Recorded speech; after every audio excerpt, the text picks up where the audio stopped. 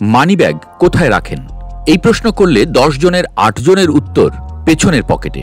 অথচ এই অভ্যাসটা আমাদের জন্য বিপজ্জনক হতে পারে, তা কি জানেন? বিশেষজ্ঞদের মতে ঘাড়, পিঠ ও মেরুদণ্ডের স্বাস্থ্যের জন্য শরীরের ভারসাম্য রক্ষা করা অত্যন্ত জরুরি। নিউরো অ্যান্ড স্পাইন কনসালটেন্টস.com এক প্রতিবেদনে বলেছে, পেছনের পকেটে মোটা মানিব্যাগ রাখলে সেই ভারসাম্য একেবারে নষ্ট হয়ে যায়। বিশেষ করে যদি আপনি দীর্ঘক্ষণ বসে থাকেন, অফিসে, ক্লাসে বা গাড়িতে, তাহলে এই অভ্যাসটা রীতিমতো আত্মঘাতী। কারণ এতে আপনার শরীরের একটি পাশ উঁচু হয়ে যায়, অন্য পাশ নিচু, আর এখান থেকেই শুরু হয় পিঠে অদৃশ্য ক্ষয়ের মতো ভয়াবহ রোগ। প্রথম অবস্থায় শুরুতে হয়তো শুধু একটু অস্বস্তি লাগবে পিঠে, কিন্তু দিনের পর দিন এইভাবে বসলে ধীরে ধীরে ব্যথা শুরু হয় নিচের দিকের অংশে, যেটা সায়াটিক স্নায়ু ধরে পায়ের দিকে পর্যন্ত ছড়িয়ে যেতে পারে।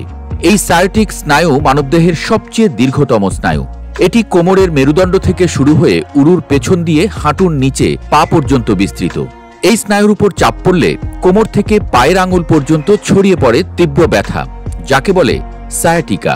এই ব্যথা শুধু কষ্টদায়কই নয়, দীর্ঘস্থায়ীও হতে পারে। বিশেষজ্ঞদের মতে সায়াটিকার পাশাপাশি আপনার ঘাড়, পিঠ ও মেরুদণ্ডের অবস্থাও খারাপ হতে শুরু করে।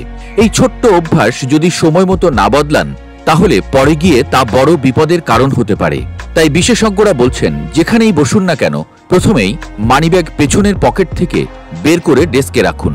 আর যদি আপনি বাইরের কোনো জায়গায় থাকেন, তাহলে মানিব্যাগটি সামনের পকেটে রাখুন। এছাড়া এমন একটি চেয়ারে বসার চেষ্টা করুন যা আপনার পিঠ ও মেরুদণ্ডকে সঠিক ভঙ্গিতে ধরে রাখে। কারণ বসার ভঙ্গি যদি ঠিক না হয়, শরীরও আর ঠিকঠাক থাকতে পারে না। সবচেয়ে বড় কথা, বহুদিনের পুরনো পিঠ আর কোমরের সমস্যারও উন্নতি হতে পারে শুধু মানিব্যাগের জায়গা বদলালে।